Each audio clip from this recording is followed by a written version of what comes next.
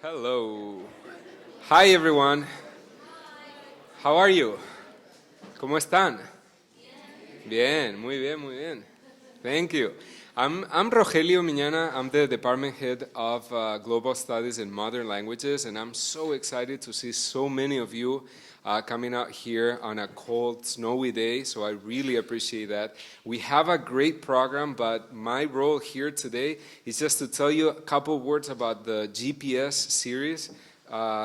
And this is part of this GPS series. And also I have been instructed to tell you to silence your phones or you're gonna get in trouble. So please, please silence your phones.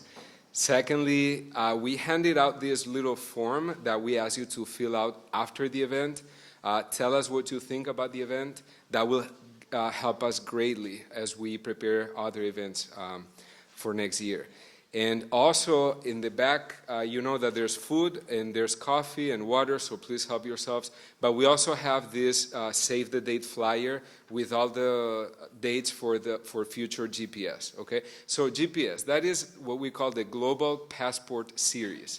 It's a series of lectures. We call them events because this is not really a lecture as much as it is a conversation. And what we try to do is to provide a space where we can have informed, civic, reasonable conversations about foreign affairs, about global issues, okay? So today we're going to talk about hip-hop and Muslim communities, both here in the US and abroad. So I think the topic would not be any more pressing and any more relevant these days. So again, I'm very happy and very grateful that you're here. Jackie, anything else that I should say? No. All right. So, welcome, and this is Professor Alden Young. He's going to introduce our speakers tonight. Thank you. I'm going to introduce with Professor Mary Ebling and Dina Abdul Rahman.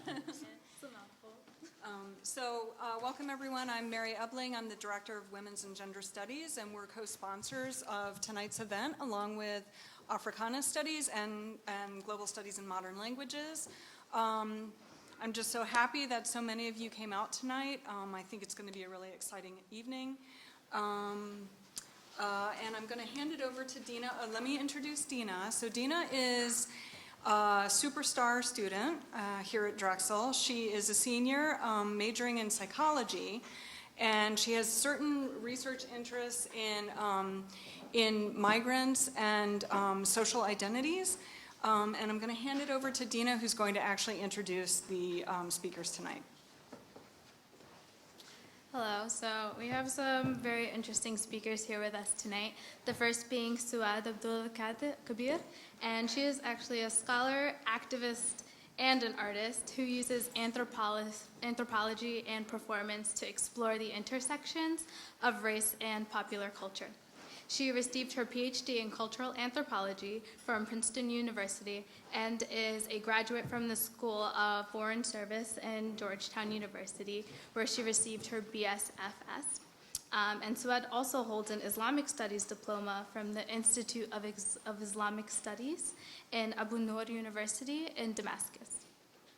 And her latest work, Muslim Cool, Race, Religion, and Hip Hop in the United States, which is on sale in the corner over there today, is a winning critical acclaimed and is available today, and is an ethnography on Islam and hip hop that examines how intersecting ideas of Muslimness and blackness challenge and reconstitutes U.S.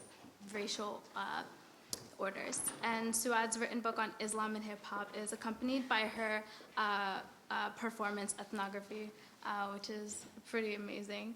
And then we also have today with us Kyle H. Prism Austin, who is a composer and sound artist with over 10 years of experience. He's also a professor here at Drexel as well. And he formed a group with his collaborates Bean M. Saeed and El Blaze in New York in 1997. And between 1997 and 2009, they released 6 albums, the latest Fluorescent Black. And as a solo artist, H. Prism has been heralded as an innovator by the New York Times, Spin, Billboard, and Rolling Stone. He's a graduate of the Fashion Institute of Technology and today teaches at both Westfall and the College of Arts and Sciences here at Drexel University. And each Prism offers classes on the politics of hip hop as well as electronic music production.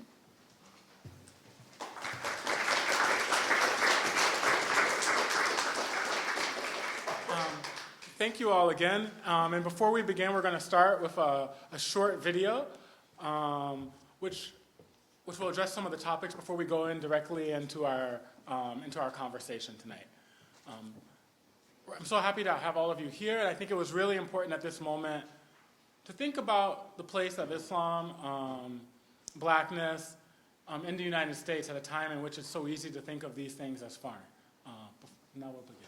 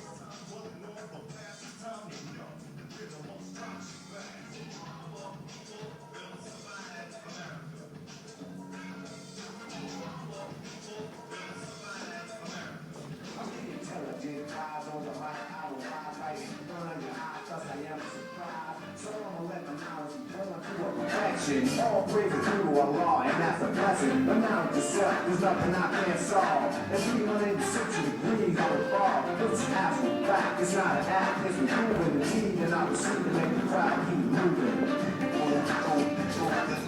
Collect calls to the tip, singing how you change. When you were listening, no more new games. Just got the phone call, heard you got there. When I put to the mosque, no time for females. I'm losing touch with my homie, he's a changed man. He's independent, now no sinning is the game plan. When I say I'm living large, all you see is the struggle. When I say I'm still thugging, all you see is the trouble. Congratulations on the way. I hope your wife and she got to play it for life. And if you find a vision, I know you can find. Way back in the day, I was dreaming of my voice over radio waves, singing songs to the sky, knowing fate would obey. And destiny will put me where I'm standing today. I could never have known, I could never have guessed that success would turn out to be the ultimate test of my spirit, my heart, of my body and mind. What I'd have to let go to grab a piece of the shine. It was all just a dream, it was just me. But in reality, my husband is an MC. Say he just gave birth to baby number 3, barely eating on tour, getting no sleep. And right before the show, when everybody's getting hyped, I'm sitting backstage with my babies on Skype, just to let them know that I love them with a passion. Praying that I can run my actions. I'm a terrorist, more into extortion. I'm pro-life, but into track abortion. Cause I'll kill this beat without leaving a portion. Won't give the cookies without reading a fortune. Can't pass me up, no I'm not Mike Vick. Cause I'm wife material and never played a side chick. Grind so much, people call me cokehead. Cause of all the dust that's sprinkled over my bread. Hardest working Muslim in the biz. 5 times 5, John 5 kids. 5 praise a day, 5 times 10. What I made an hour while some pretend. Thankful for the blessings of my Lord, I won't deny. La ilaha illallah, I'll wear it till I die. He don't leave a legacy, an imprint on this earth. And if I'm not doing that, then I should have died at birth.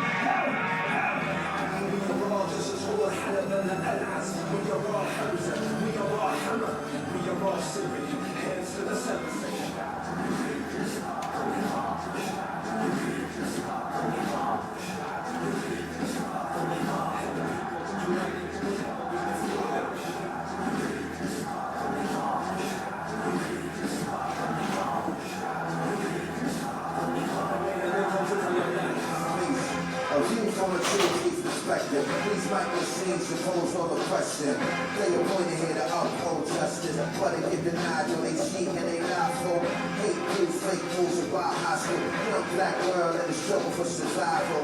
Great stress and effect, disrespect, disconnect, curse from bodies, skills and nice teeth. Blood shots and blood that break the night streets. At some point, the judge, it might be not see. Insecurity, identity, doubt. You think that they see a neighbor, they see a villain is out. They shooting, major God. The actors of the murder, innocence is not crime. Killers on the wrong watch, make the time's up. I hope you hear this, right when you hide that. Take on, take on, take on, take on.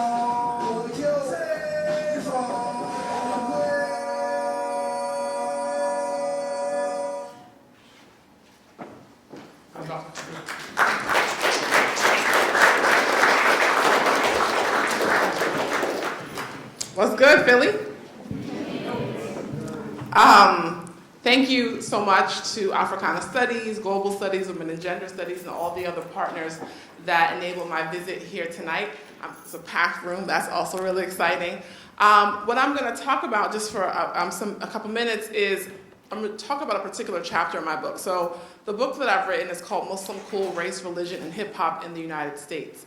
And in this book, what I do is I kind of chart this concept that I call Muslim cool. It's something that I developed by doing research. I'm an anthropologist, so I did ethnographic research primarily in Chicago, but also in New York City, California, Bay Area, and the United Kingdom, looking at the relationship between Islam and hip hop. And I'm looking at the relationship between Islam and hip hop to really sort of understand what happens when blackness and Muslimness come together. What happens when blackness and Muslim identity come together.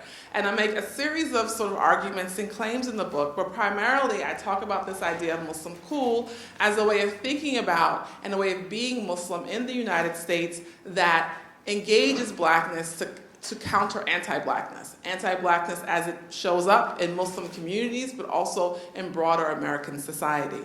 And so Muslim Cool is about contesting sort of racial norms, those that come out of, again, Muslim communities, and specifically I'm thinking about Arab and South Asian US American communities, as well as white American normativity.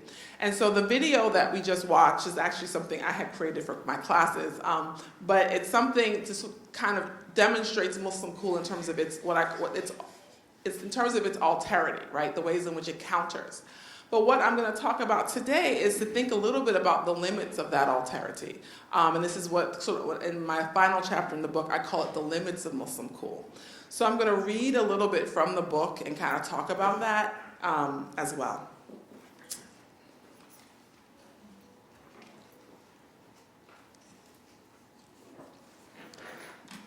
After settling into my economy class seat for the long-haul flight to London in April 2014, I opened up my iPad to peruse, with a fair bit of chagrin, a recently released 104-page U.S. Department of State digital publication entitled American Muslims. The design quality of the color and photo-filled report was impressive. Yet beyond its design, one of the first things that struck me about the report was how it represented the racial and ethnic diversity of U.S. American Muslim communities. Specifically, the booklet included U.S. Black Muslim narratives. This jumped out at me from the photos used, including one of Ibtihaj Muhammad, who then was just a member of the U.S. national fencing team, but is now an Olympian.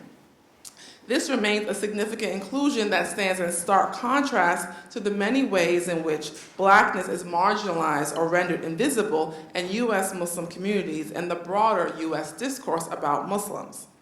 Another remarkable characteristic of the report, and this was the source of my chagrin, was that it explicitly highlighted Chicago and indirectly appropriated Muslim cool. While the organizations and individuals profiled in the report came from across the U.S., Chicago was the only city that was specifically highlighted as a symbol of American exceptionalism.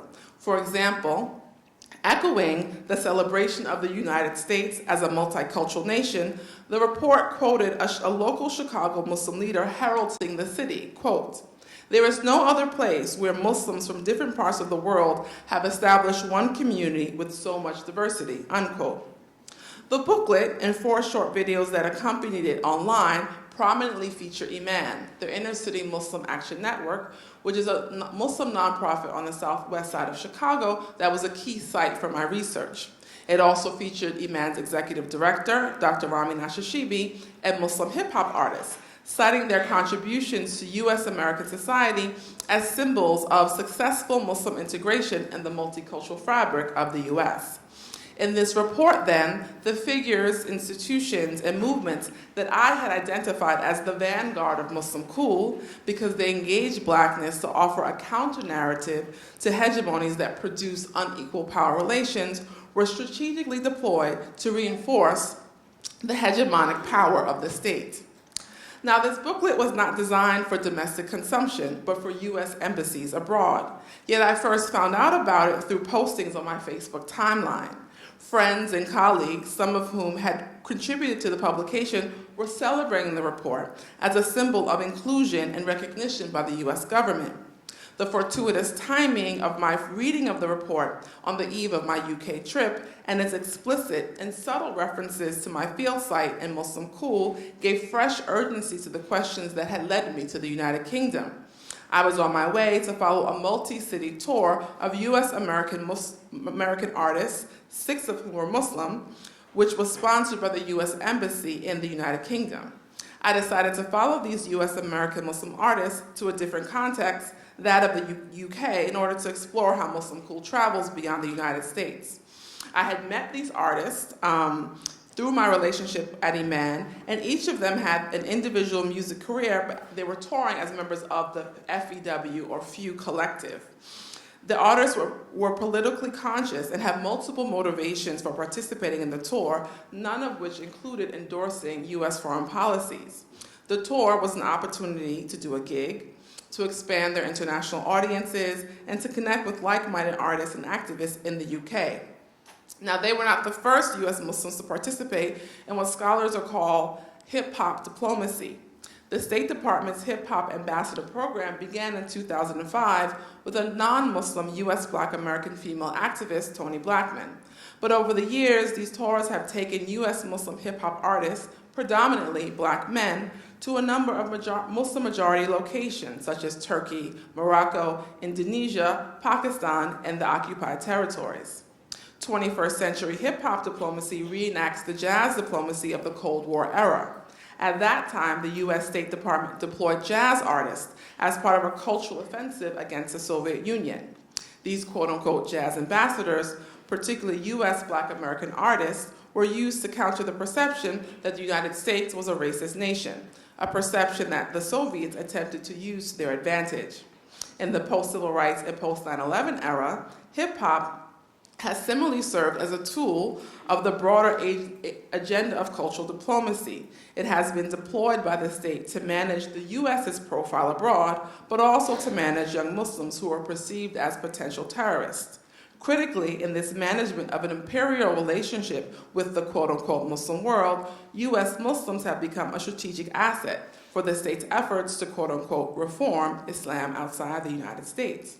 And so all of this background caused me to ask this question: how is it possible that Muslim Cool can tell a counter-narrative to anti-Black racial and religious hegemonies while simultaneously telling the hegemonic narrative of the state? Now, one of the things that I thought about when thinking about this and how does it happen, well, we know that popular culture, and here I'm quoting one of my favorite theorists, Stuart Hall, popular culture is always in a tactical relationship with power, right? So you're always sort of negotiating and sort of situating yourself in relationship to those who have power. But what that means then is that popular culture can also be co-opted by power, right? Because the way that states operate is not just through sort of what we would say the government, quote unquote, and not just through force or coercion, but also through sort of incorporating sort of the institutions like nonprofits of civil society. Now, this is important because this means that Muslim Cool contends with a U.S. hegemony, right, that is both post-civil rights and post-9/11.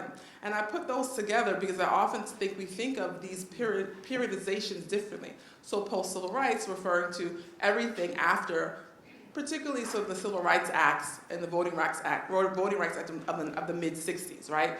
And so the kinds of the advances in legal rights that black citizens and then other people of color got after those acts passed is the post-civil rights. And then we talk about post 9/11 in terms of sort of everything that's after the terrorist attacks on 9/11. And we think of them as separate sort of kind of watershed marks. But I think it's really important to think about them together. And when you think about Muslim Cool, you have to think about them together because Muslim Cool is about blackness and Muslim identity at the same time. And this sort of post-civil rights and post 9/11 is critical because it marks how regimes of surveillance and multiculturalism coexist and complement claims of U.S. exceptionalism. So what I mean by that is that the narrative of the post-civil rights of U.S. is a narrative of multiculturalism, right? Now we have all these people of color who are sort of involved and accepted as citizens. And then the narrative of post 9/11 is a narrative of surveillance. So we have this particular group of citizens, these Muslim citizens who are quote unquote brown and foreign, who are a danger and a threat. And so we have to surveil them and by extension, everyone else. And so these things, I'm saying, work together to support claims of U.S. exceptionalism, and they're made through the incorporation of dissent. So that means that these institutions of civil society, like Iman, are incorporated in the way the state governs. So what this means then is that symbols and signs of marginalized groups like U.S. Black Americans are incorporated to authenticate the legitimacy and social completeness of the U.S. One example of this, although it was a gaffe, would be President Trump's acknowledgement of Frederick Douglass, right? This was a sign of sort of Frederick Douglass as a symbol, right, of sort of a Black American history, but is being used, right, by the current president to sort of make some sort of claims about the United States. And likewise, they symbolize the success of U.S. multicultural inclusion and are evidence of the fitness of the United States as a global dominant power. And this also is true with respect to Muslims. And so while you have Muslims being racialized in ways in which they're brown and foreign and a threat, they also can be included, right? And so there was also with this new administration, there was a Muslim who was invited to give a prayer at the National Prayer Breakfast. And the National Prayer Breakfast is one of the number of the kind of ceremonial things that happen around inaugurations to legitimize and validate the presidency, right? So so Donald Trump hates Muslims, most of us believe, but then he invites this Muslim to the prayer breakfast. So what is that about? Well, it's not about showing love for Muslims, right? But it's about, again, trying to push this narrative of the United States as a place that is inclusive, right? As a way to then reestablish or establish its authority, both in terms of at home, but also abroad. And so in this context, that's post-civil rights and post-9/11, for U.S. Muslims, I say they have to cut a hard bargain to belong. So in the rest of the chapter, I focus on sort of two things. I focus on Iman, the Inner City Action Muslim Network, which is a nonprofit organization, and I also focus on these hip-hop tours, these cultural diplomacy tours.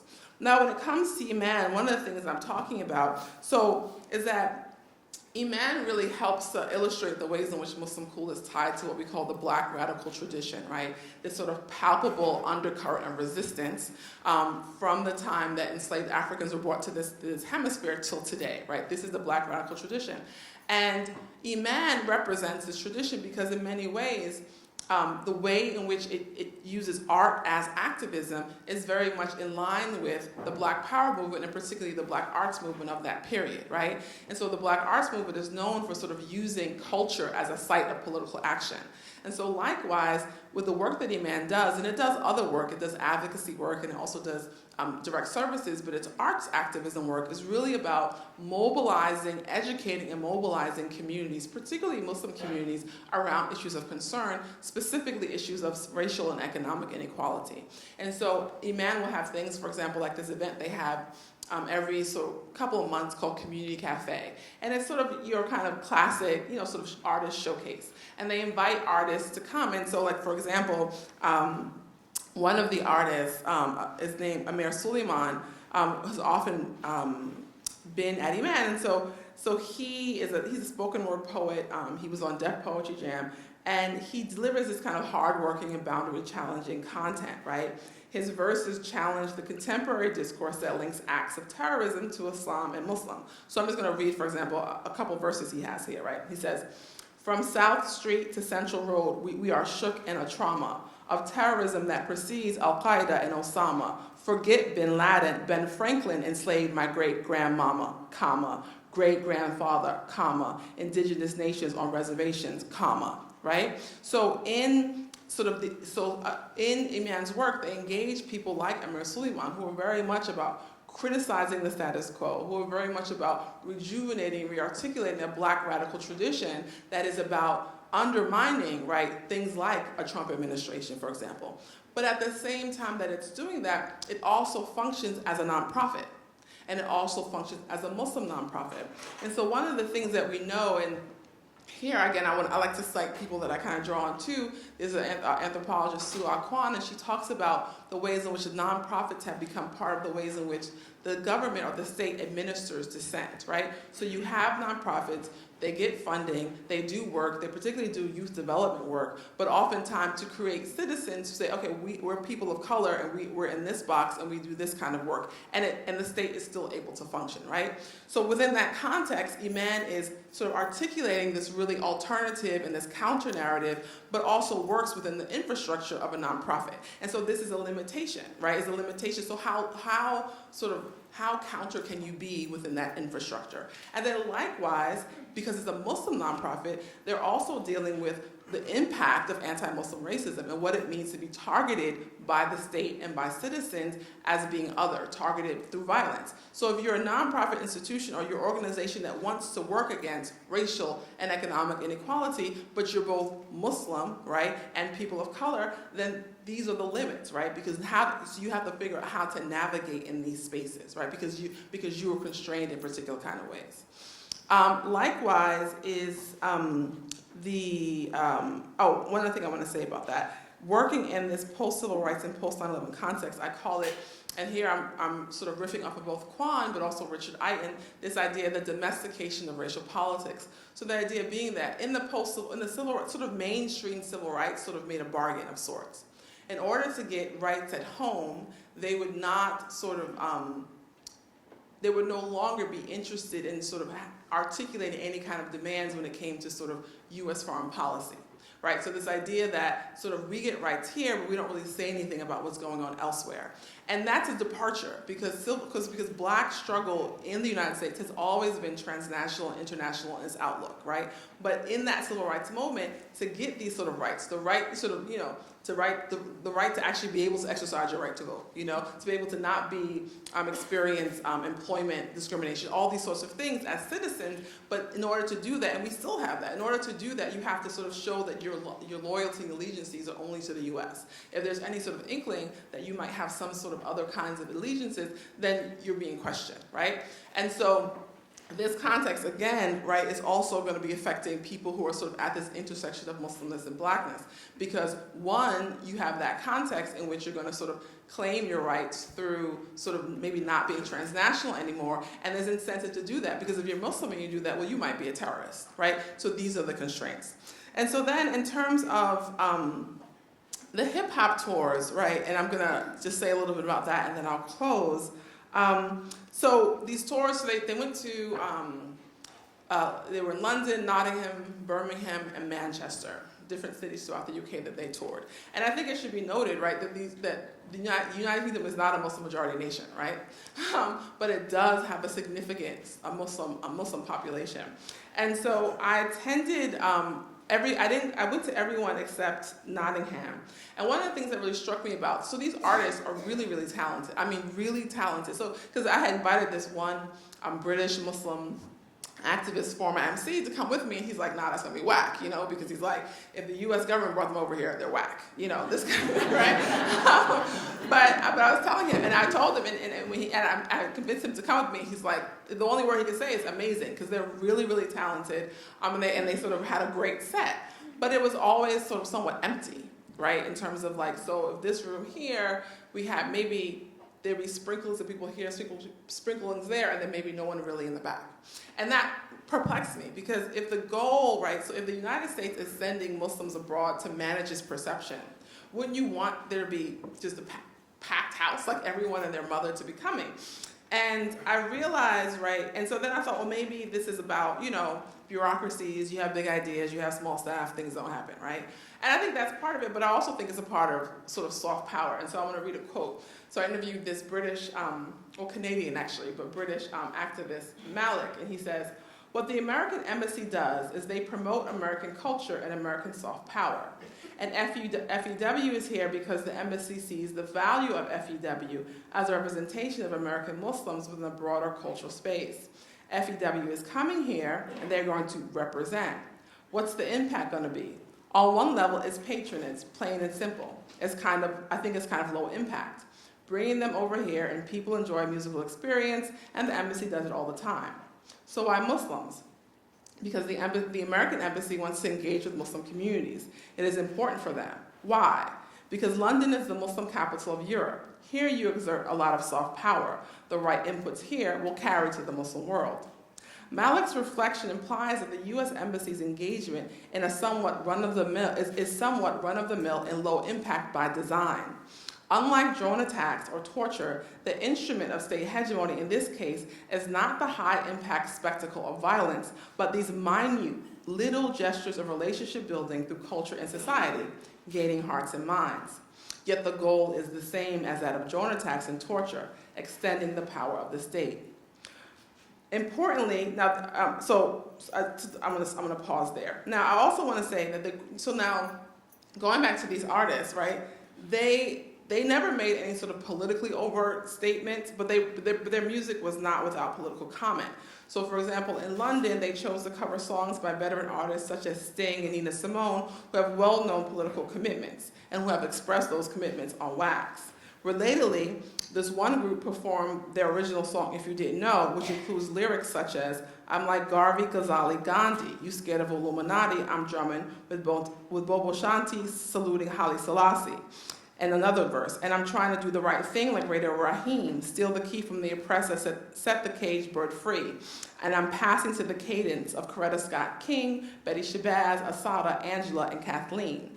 And so these musical citations are all of these anti-imperialist heroes, right? Including an activist who is currently, and I think she's still currently, on the top of the FBI's wanted list. So this demonstrates, right, that the counter-politics and consciousness raising of Muslim Cool were not reined in by sort of this state sponsorship. Yet here's the rub, I guess, right? Alignments with state power, willing or otherwise, are what define the post-civil rights and post-9/11 era, in which claims to rights and belongings are embedded in the state's ability to govern. The work of the U.S. Embassy in the United Kingdom that I witnessed appears to fall into this pattern. And what I want to say here. And so the idea is with this pattern, right? So each particular activity, this is how I read the State Department report at the beginning, with its references to the first Muslim to do this or that, right? It engaged in a particular activity or reached a particular achievement, the identification of certain prominent hip-hop artists as Muslims, right? And it's sort of praised for Chicago as the epitome of U.S. American Muslim diversity. Each piece of information was selected, like brushstrokes on a canvas, to paint a narrative that promotes U.S. empire. Now, I'm going to close with this. One of the things that happen when we talk about the limits of Muslim Cool, so what I'm trying to do is I'm not trying to sort of place blame, right, in terms of, okay, well, they shouldn't be going on tours or you shouldn't do nonprofit organizations. Because I think some of that distracts our attention from where power really is held, and it's not in these communities of color. But I do think it's important to sort of outline the constraints to the kind of political action, because that's what we're going to be talking about tonight, right? Activism and action.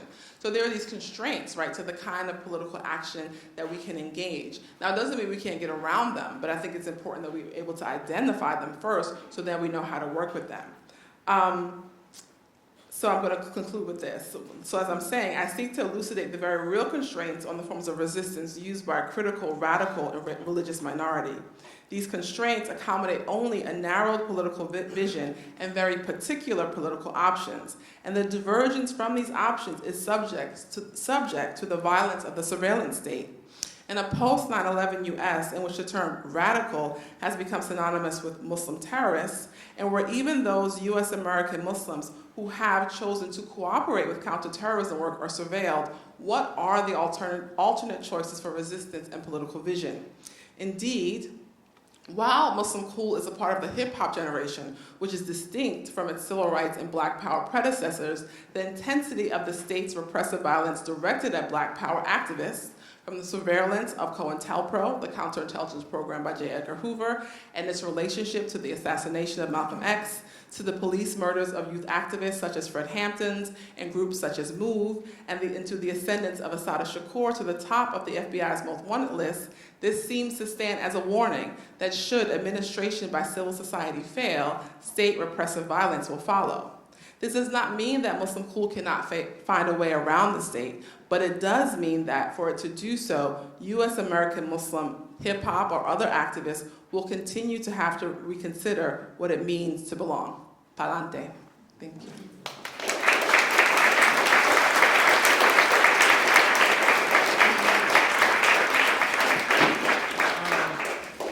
Now we'll have a few comments from Kyle H. Prism Austin.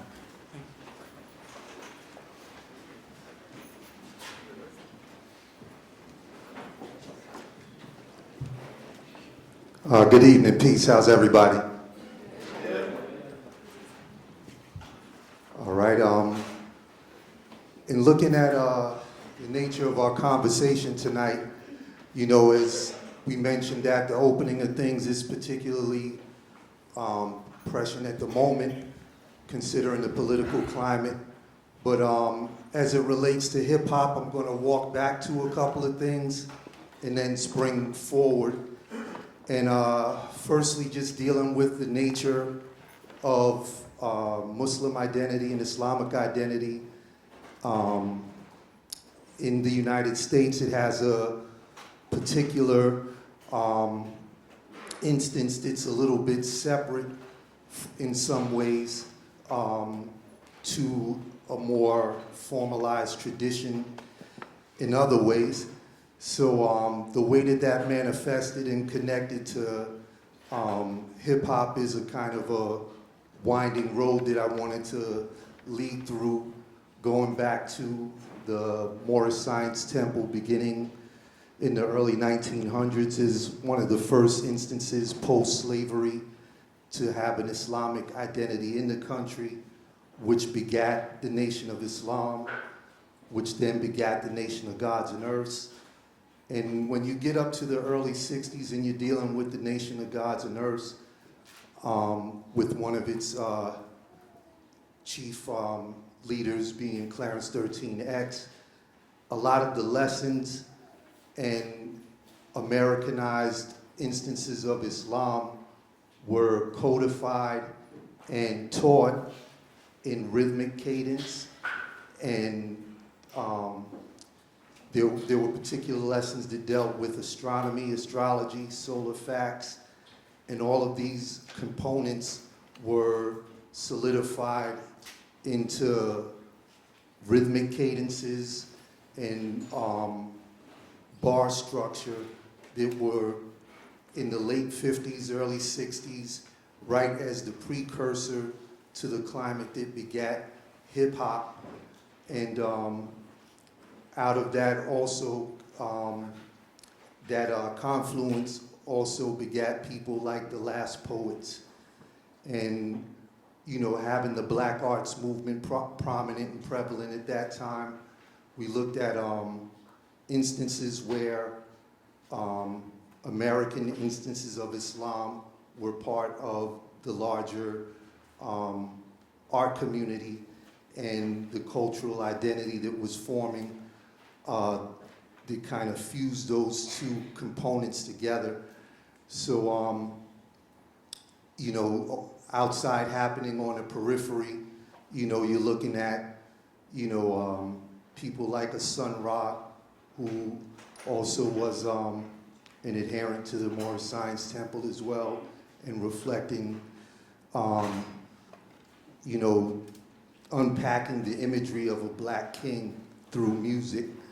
And as you move up to, you know, the late 70s and early 80s, and you have, notwithstanding the, you know, socio-political climate, but just the climate in music where there's sort of a generational loop, you know, that's kind of happening. You start to see the reintroduction of that Muslim cool again, where, you know, younger poets and younger lyricists are looking back to, you know, the black arts movement, looking back to, you know, the beat poetry scene, and looking back to these moments where Islam, in an American context and in a greater context, is influencing, you know, the art scene. So, you know, out of these rhythmic cadences that were introduced by the Nation of Gods and Earths and what have you, the whole phraseology for hip-hop was really developed. So when you hear things like a cipher, or you hear people saying things like, I'm dropping, all of those, or I'm standing on my square, all of these components, all of these things are phraseology that was directly out of that lineage. And if you're looking at the late 60s and early 70s, going right towards the, you know, we're at the death of El Haj Malik Shabazz, Malcolm X, and, you know, we're, if you look at Harlem as a center point for where, you know, hip hop is emanating from, you know, like other touchstone points throughout the city at the time, you're seeing sound systems, storefront preachers, and people who were mastering the art of condensing dense, densely packed, you know, oral tradition into sound bites. And a lot of the early DJs were influenced by that, you know, and Malcolm X speeches are now finding their ways into DJ sets. And so by the time when you see, as we saw earlier from the video, where we had Keith LeBlanc and what have you, that tradition of bringing Martin Luther King speeches and Malcolm X speeches and Last Poets performances into a DJ context is already introduced even before there's a vocal identity of rhyming. So as we move up into the late 70s, you know, early 80s, and we have the instance where sampling is coming into play and the technologies just now being introduced for that to happen. These are the components that people are reaching back to you know, to produce. And, you know, there's the definite overlap between the two that I grew up in and was influenced by and saw realized through groups like specifically Public Enemy, who were masters of media and production in a way that consolidated all of those identities.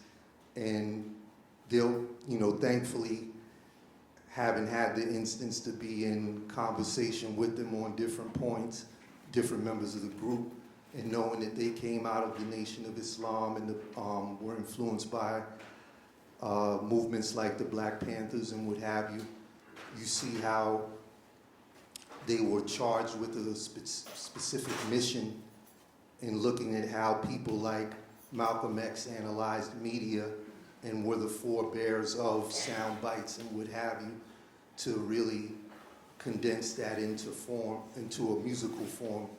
So I say all of that to say that, you know, the, you know, early foundation of hip hop all the way up to the mid-90s, you know, was directly influenced and informed by the presence of Islam in a very visceral way, in a very palatable way. And,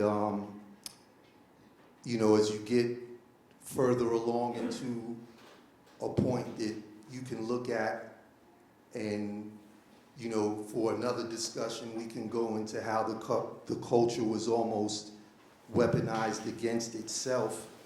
But along with that, we start to see in that action the removal of that component, that cultural component, and the proliferation of another instance that is still connected to the hip-hop family tree or the cultural web of it. But, we start to see a divergence or a fork in the road. And, to some taste, you can call that a watering down. You can call it an evolution. You can call it a devolution, depending on how, critical you want to be of it. But, there were definitely concerted efforts to remove particular components and highlight other components where at one time these elements were all very critical to the identity. And just as a short aside, in my own history, I can remember in circles of friends looking back at particular records and being critical of certain artists, like, oh man, this one's taking a turn for the worse, man. He used to be this and now he's not talking about that anymore. Or, she used to represent this and now it's going in this way. And, being a student of the culture for long enough to see that change, you can develop the cynicism to think that it doesn't exist or it wasn't there, but in reality, these components were always there throughout, but it's just a matter of what's highlighted, in commercial media. So as another aside, I definitely want to encourage everybody who, is, of a particular age now and organically finding out about music of a particular ilk, to stay charged and connected to that quest, and know that, at particular points you'll have to seek out certain things as opposed to them just being readily in front of you, because a lot of times, the cultural markers move in particular directions, and what's front of mind is not necessarily the full representation of the craft. So, I say all of that to say that, from the foundation to current, there's always been, that particular charge and connection to Islamic culture in those ways. And being here in Philadelphia, you can see and witness it and be engaged by it firsthand and see the overlap, so for me as a recent, Philadelphian, that's been, beautiful to see just an organic engagement by Islamically raised youth and their connection to hip hop in an organic way. So, in my personal experience, it's been a blessing to see how people have picked up those self-same tools to use hip-hop as part of their own personal narrative and be charged with the activist bent, globally, to use the tenets of hip-hop to lead and be vocal and be resistant and be resilient in, this particular climate. So, those are some of the other things that we'll touch on at a different point in the conversation as well. And, I'm super pumped to see, this many faces around this discussion. Thanks for coming out.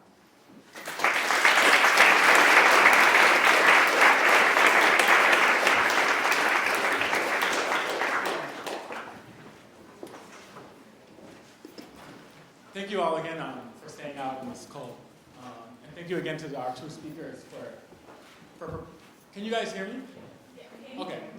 Thank you again for our two speakers for preparing this topic so well. I want to first start off with a few questions and then open it up to the public. And I promise I won't take too long.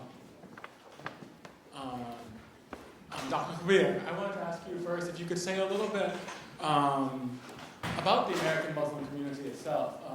I know there's a lot of ideas about what that community looks like and its composition, and that in the space in which Muslim Cool is taking place. Okay. So thank you for your talk as well, because it helps sort of answer that question as well. So in terms of Muslim Cool and some of what Activism was talking about, sort of in the book I talk about in terms of, so I call it sort of Black Islam, sort of this rubric, this big tent term, right? And so I'm including in that big tent, I'm including Nation of Islam, the Moorish Science Temple, the Nation of Gods and Earths, Ahmadiyyas, and sort of Sunni and Shia orthodoxy, right? All under this tent of Black Islam. Now they all have different relationships to sort of orthodoxy, but why I'm connecting them is particularly because they all share a pointed and concerned and singular commitment to Black liberation. And they do that through sort of giving alternative ways of understanding history, understanding our place in the world, right? And then really motivating and pushing people to act upon the world.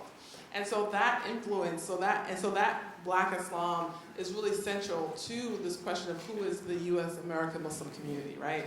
I think in sort of mainstream media, Muslims are immigrants, typically. That's how people think of them. They're immigrants from someplace east, if they even know, right? And then someplace over there, right, where they do scary things or whatever. But the reality is that the Muslim community in the United States is really diverse.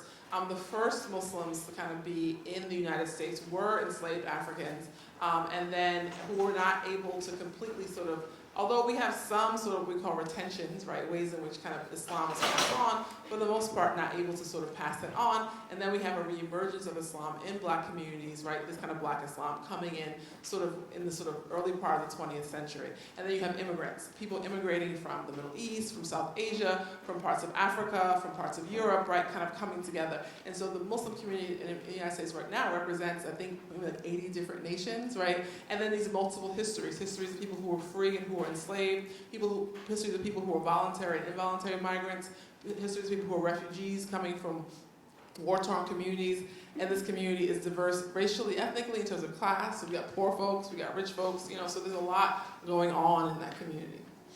And I just wanted to ask one more question. You use this phrase, the Black radical tradition. And it's a phrase that I think is very important, but I was wondering if you could say a little bit more about what is the Black radical tradition and what work do you see it doing? Right.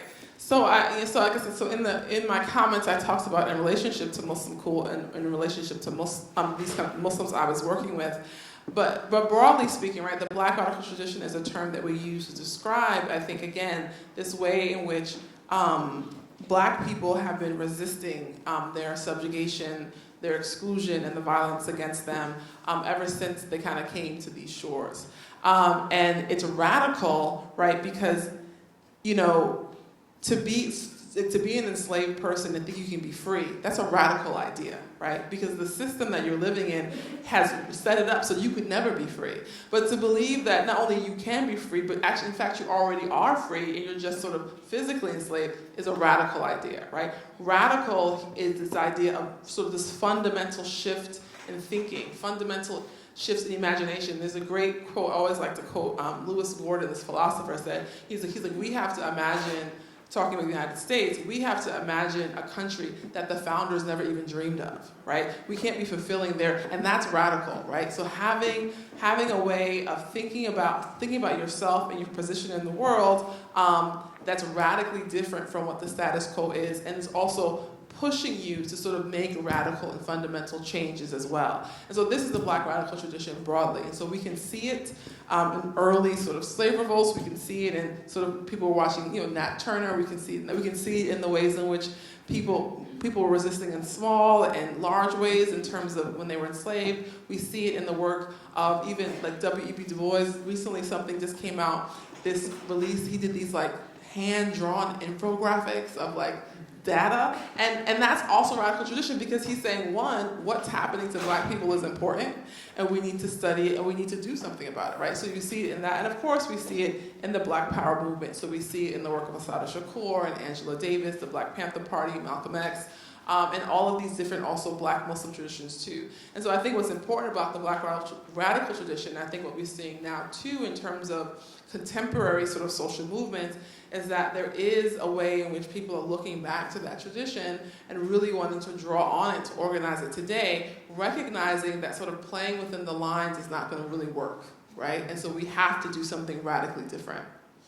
And H. Prism, I want to ask you quickly, I know both you and Suad are actually New Yorkers. I wanted to see if you could talk a little bit about what hip hop meant to you growing up, and what you feel like it meant to New York. Oh man, well, I mean, it's the type of thing that, one of the things that people have to understand is that hip hop was happening everywhere at once, and we had the tipping point at a particular moment, but it's the consolidation of every borough, all points of the city just, re-embracing a culture before them and putting it in a new context. So it shows a connection to a continuum and then a representation of that culture to push it forward.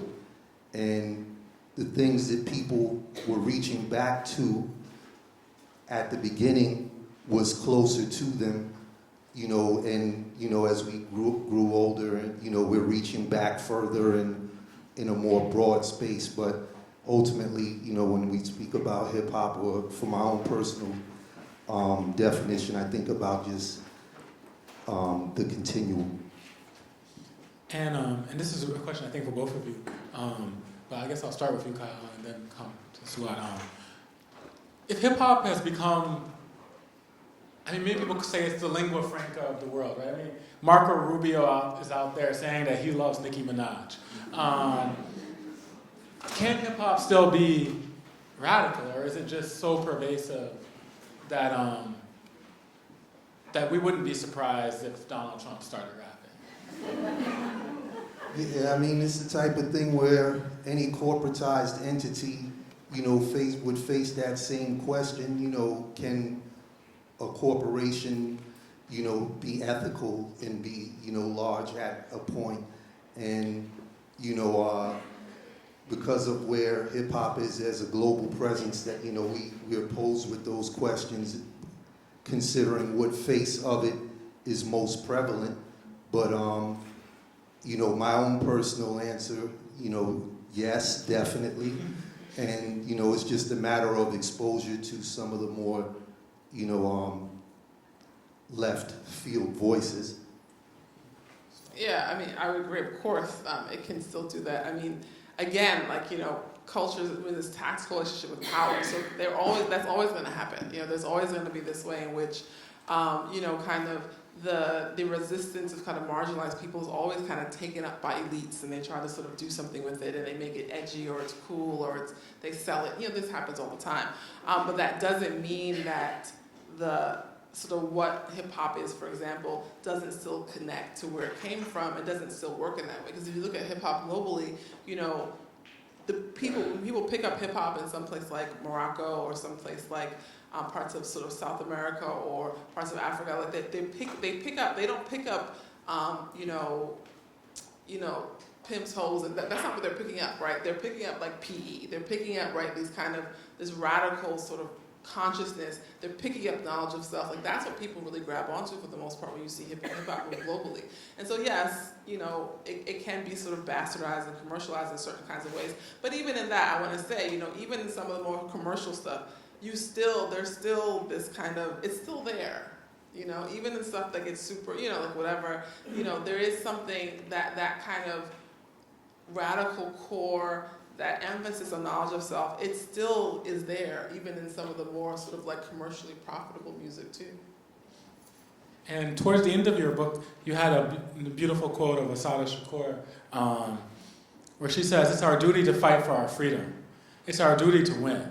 We must love each other and support each other. We have nothing to lose but our chains." And mentioning that this chant was often taken up at Black Lives Matter rallies, I was wondering if you could say more about the possibilities for activism that you believe Muslim cool. Yeah, so and I also that's kind of the last paragraph of the book, and then I also quote the Kendrick Lamar, his song "All Right" and "We Gonna Be All Right" has also been chanted a lot at these protests, and this idea that and I do both of those things to say that Muslim cool as a concept, as a way of being and thinking, has potential, right? And the potential of Muslim cool, which I also think is the potential for Muslims in the United States, is that to remain committed to that alterity, to remain committed to imagining new political options, new ways of living in the world, to have a radical imagination.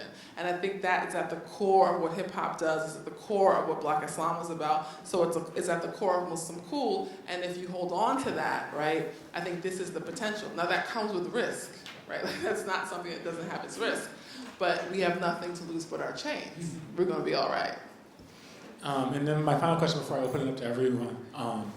Kyle, I wanted to know if you could say a little bit about being a producer and why you use, I know you use Sufi sounds, you travel around the world, you're very open, you're telling me about borrowing from French Muslims from Morocco. Why do you feel those sounds? What work do they do for you in making music? Yeah, I'm still trying to unpack that honestly, but there's definitely a resonance there for me with those particular sounds, and just seeing the ways that people innately gravitate to those sounds in their own areas and whatnot, and use them in a hip-hop context kind of influenced my production as well. And it's been a reciprocal relationship, because then people from communities abroad who have listened to my work will say, oh wow, for someone outside of this particular culture, for you to engage it in that way is pretty interesting. It illuminated different ways for me to go at it. So it's been a good cultural exchange that I've been glad to be a part of. And now I want to open it up. Are there any questions?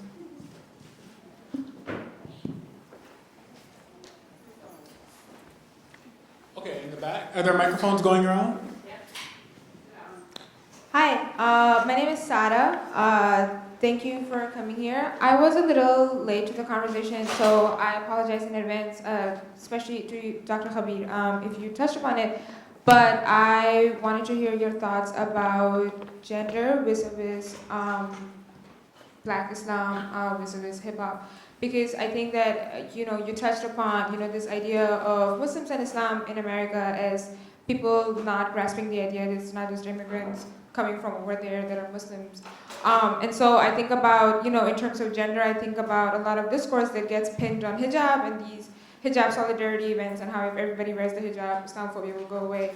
And so how does gender and this vast idea of Muslim and gender fit into the tradition of what you were talking about? Thank you.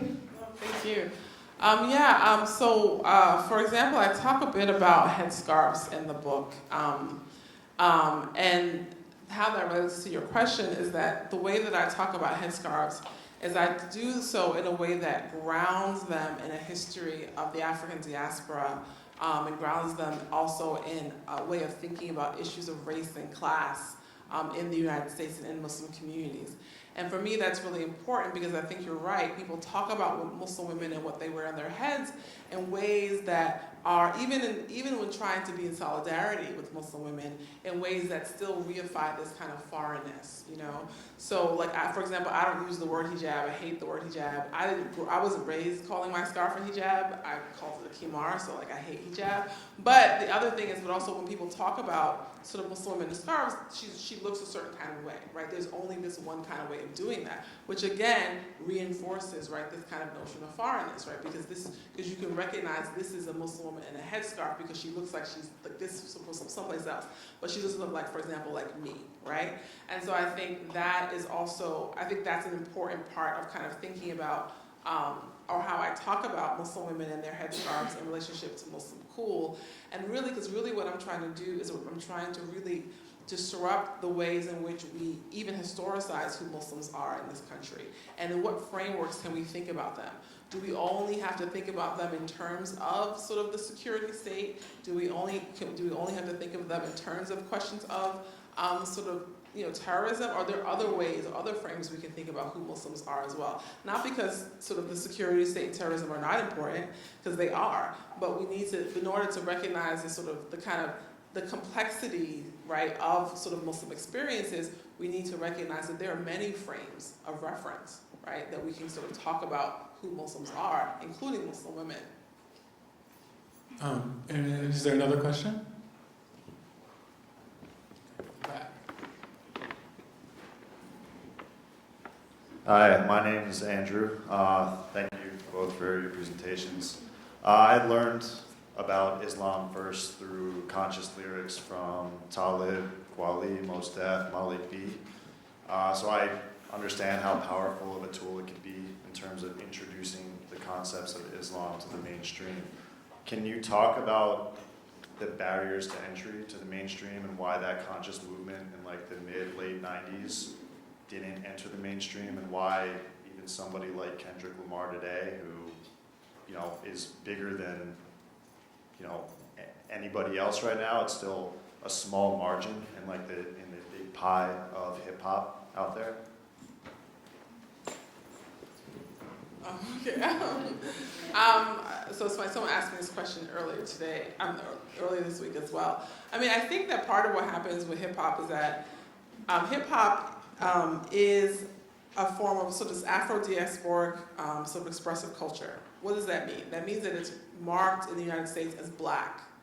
And things that are marked as black in the US, and when they hit the mainstream, right, there's a history already there, right? So there are ways in which we become accustomed to consuming blackness, right? And we become accustomed to consuming it when it's dangerous, when it's hypersexual, right? When it's violent, when it's sort of kind of the underbelly of society, right? These are the ways in which, sort of historically speaking, right? When people, like if you look at minstrelsy, right? Even, it was the kind of ways in which sort of this kind of exaggerated, really mythical, right, notions of who black people were, but really sort of picking up on all of the kind of ways in which blackness exceeded the sort of boundaries of like proper society, right? So that's a history, right? That's a history that we're there. So I think that, and that was profitable, right?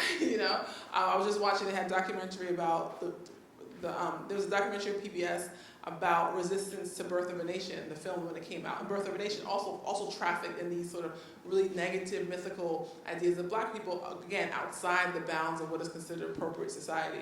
And so I think hip-hop music, I always like to play for my students. People are like, oh, hip-hop is all cultural. I'm like, if you listen to like, Sugar Hill Gang, right? Hotel, Motel, Holiday Inn, so it's not like hip hop doesn't have a range of things it's been talking about, right? but it's like, but the range of things that's much more narrow in terms of, again, these kind of sort of these sort of outside of sort of what's proper, right? That is what is, I think that is what's more attractive to the mainstream, because people that's how they're accustomed to accepting, sort of blackness and black cultural production. So that's what I think happened. So I think that's part of what happened. I think, and it hits the market, and that's when you sell that, right? Because it sells, people want it, it sells, this kind of like back and forth, and then the consolidation of media, right? So there are many forces that created this kind of thing. What's important, of course, is that while that's true that a lot of sort of what's the most easily accessible, perhaps, hip-hop, doesn't represent the range of what hip-hop is, it's still there. It's still there, it's always been there. People are still creating it, and people are still listening to it and still benefiting from it.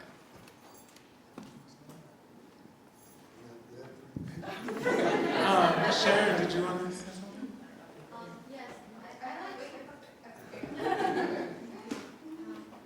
Yeah, I have a question. I think it's very interesting you connect dance with this social movement activism, and I'd like to know this kind of role of dance in facilitating some kind of social political movement. So before I like to share my experience learning hip hop. I'm from Asian and a Buddhist, and I dance Chinese, dancing folk dance since I was kids. So when I first arrived American, I want to know American people. So I went to the hip hop studio. I tried to learn, and I can repeat what my teacher told me accurately, but this is something wrong. And my teacher keep telling me, where is your anger? Where is your body? Because I don't have that spirit of dancing hip hop. And since then, I understand that hip hop is a street culture. It's more than just motion. And so it's kind of interesting listening your talk that hip hop can be almost like as a hub or to connect many, many things. But at the same time, just my own experience shows my body resists some part of the hip hop. So I wonder, can you tell us more about your ethnography, about those who dance hip hop? How can they reconcile the Islamic religions, which is so different from the cultural origin of the hip hop? And how much actually these arts, dance, can do to kind of to promote this idea of a global community. No, thank you. That's a great question.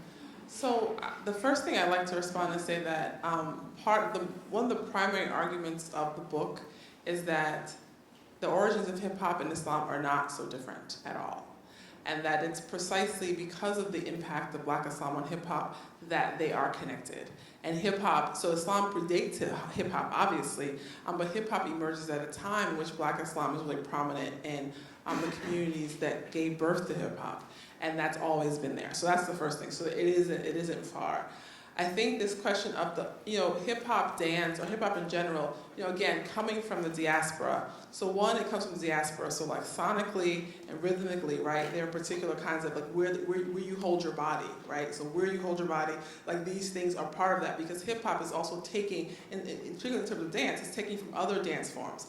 So some of this stuff is, some of the dance forms it's taken from is sort of like you have some battle martial art type stuff. So you have stuff that's coming from capoeira, which is like the Afro-Brazilian sort of martial art. You also have dance moves that are coming from salsa and merengue and this sort of Afro-Caribbean dance, West African dance. But you also have people were influenced by sort of a lot of the sort of popping and locking also comes from just sort of notions of like sort of robots and automation and technology, right? So there are all these, because the people who are creating this, they live in this world, right? So they're sort of pulling from all these different things in order to connect this. I don't know what kind of dance were you doing? They just called it hip hop. Well, that was the first problem, right? I was like, you went to the studio. I was like, well, I already knew something was not going to go right when that happened. And the reason why I say that is not because I don't want to disrespect your teacher because I'm not saying what, but but this idea that because I have a teacher, right, and I dance, and so and there are different styles. They have different genealogies. They come from different parts of the country, and so. And you do, and it is, what she does emphasize, and which I do think is true, is that you do have to use your body in a way that would be different from other forms of dance, definitely. So it's not like ballet where you're up. It's not jazz dance, it's different, right? So you do have to do that. But I think that that's something that, is accessible and you're able to sort of, but it might be about where you're doing it and who you're doing it with, right? It's also about the music and connecting to the music because you can't, it all goes together, right? And so I do agree that, yes, where you hold your body is different for some moves. There's also a real diversity of it as well. And so I guess what I'm saying is that I think what the dance offers, right, in terms of the other part of your question, is that it offers forms of expression, forms of connection. The cipher, right? The cipher, so one of the things I say in the book, I use the metaphor of the loop. So when people talk about hip hop, we talk about roots, and roots like R-O-O-T-S and R-O-U-T-E-S. And I talk about roots as in hip-hop is rooted, right, because it's rooted in sort of the diaspora in New York City. It has these roots, but then it travels elsewhere. And then I add to that the loop to talk about Islam and hip-hop, this idea that Black Islam influenced hip-hop influenced young Muslims today who return to Black Islam. Like this is a loop. And the reason why I use a loop is because it's this idea, because it's like a cipher. The cipher is the place in hip-hop culture where things regenerate and are created, right? And so that's what the dance can do, right? when you're doing this together, you're regenerating and you're creating something new. You're creating community, right? You're creating style. You're creating technique. So that's what's possible, and I think that's what comes out of the dance. Is there another? Did the gentleman in the front have? Okay. Here.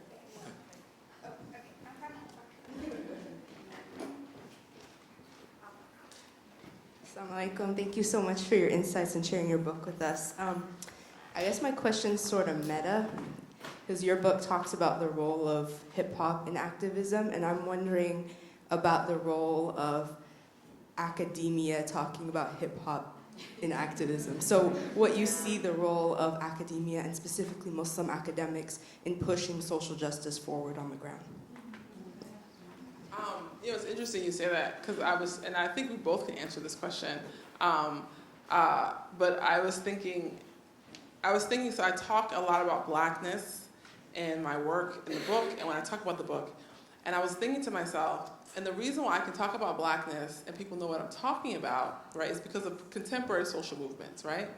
But those contemporary social movements got blackness from like black academics in terms of the term, right? So not the experience, everybody knows what that is, but giving language to it, right? Like they're reading Audre Lorde, right? They're reading, right, sort of scholars and this kind of thing, and then they're bringing that to their activism, which then is making my sort of job of trying to share what I'm learning easier, because now we have a language that we share with each other. And so I think that is in many ways ideally what happens, right, with sort of scholarship. Scholarship, because it took 10 years to write this book, right? A lot of things happen in 10 years, right? But the scholar goes and they do that kind of work. They're not separated from community, right? But they do step aside in some ways to do this kind of work. But the idea for me, at least, is then they're going to do that, so they bring it back, right, and bring it to.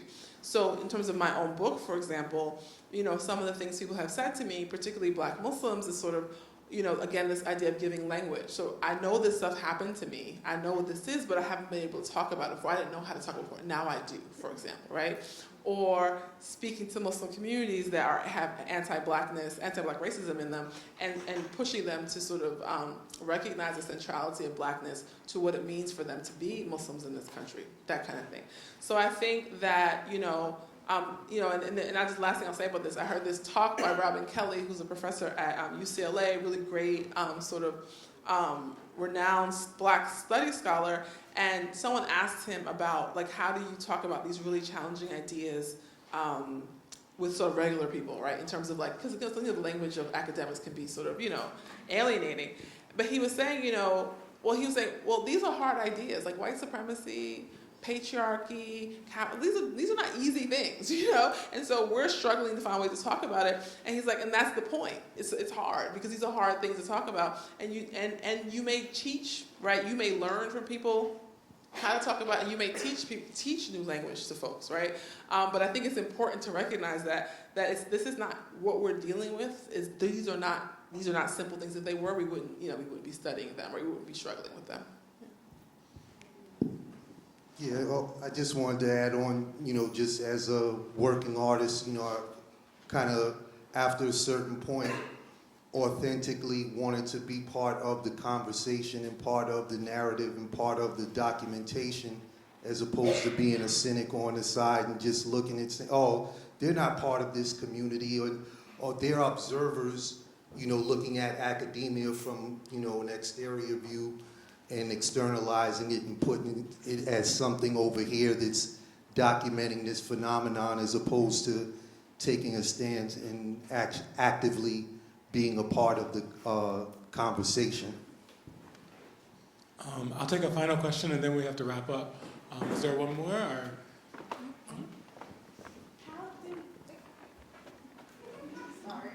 How do you reconcile the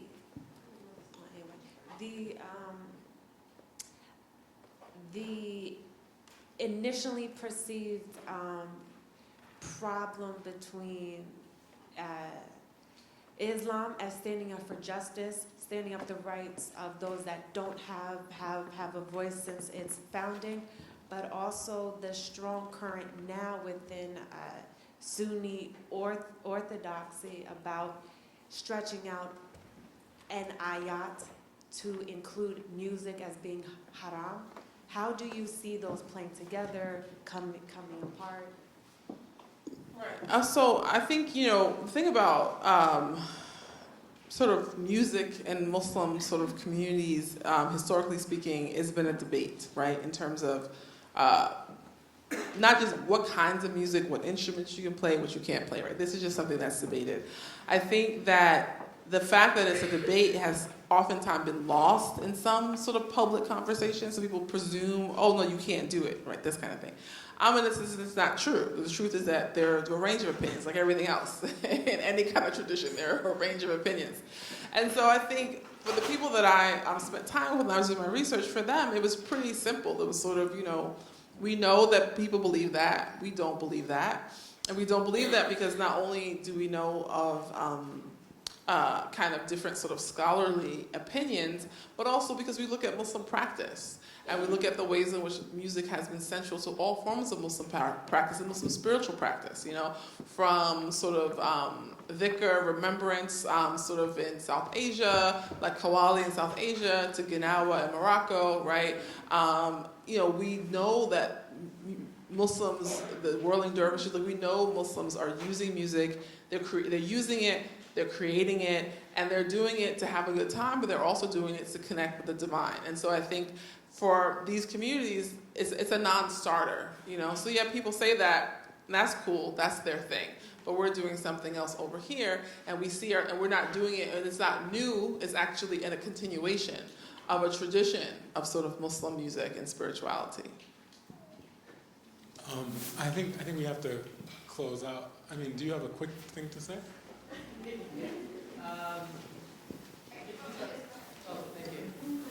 Hi. So I just had a question. Because this conversation is centered about Islam in hip hop. How about like other indigenous religions or cultures in Africa influencing hip hop, and how Islam and those indigenous ideas come together to inform lyrics?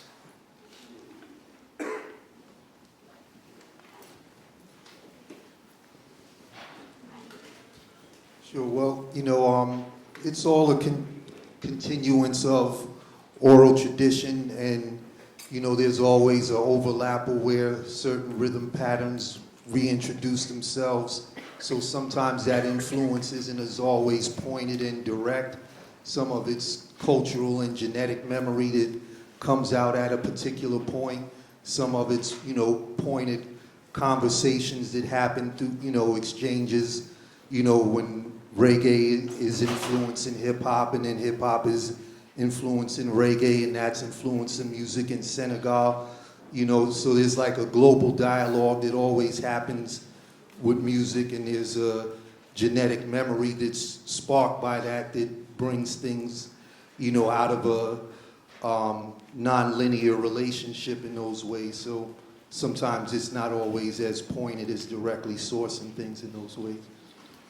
All right. Now, please join us for a round of applause for our great speaker.